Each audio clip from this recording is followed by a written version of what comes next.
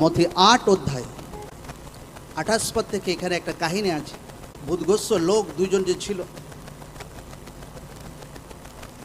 তারা যখন কোনো জায়গায় থাকতো, কবরে যখন তারা থাকতো, আর সেখানে যীশু খ্রিস্ট যখন সেখান থেকে যাচ্ছিলেন, আর প্রভু যীশু খ্রিস্টের সামনে তারা এসে তারা বিনতি করতে লাগলেন যে আমাদেরকে যাতনা দিও না।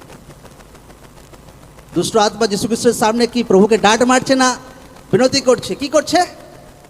জোরসে বলে কি করছে? বিনতি করছে। দুষ্ট আত্মা প্রভু যীশুর সামনে বলছে আমাদেরকে কষ্ট দেবেন না, আমাদেরকে কষ্ট দেবেন না, প্লিজ প্লিজ। সেম অধিকার আপনার মধ্যে ঈশ্বর দিয়েছে প্রভু যীশু জীবিত নামে। আমেন। যে উদ্ধার পাবে সে যীশু খ্রিস্টের নামে দুষ্ট আত্মাকে ছাড়াবে। বাক্য বলছে, আমি বলছি। সেম অধিকার ঈশ্বর আপনাকে দিয়েছে। সেম অধিকার আপনি যখন প্রার্থনাতে লাগাতার বাড়তে থাকবেন, বাক্যকে শিখবেন, বাক্য আত্মাতে গ্রহণ করবেন, দুষ্ট আত্মার পর অধিকারকে প্রয়োগ করবেন, একটা দিন আসবে ভাই, কোনো পরিবারে আপনি যাবেন, সেই পরিবারের লোকদের মধ্যে যদি দুষ্ট আত্মা আছে, জোর হাত করে আপনার সামনে বলবেন আমাকে যাতনা দেবেন না প্লিজ। একদম আমেন। ঈশ্বরের নামে জোর সে তারিফ করি সকলে।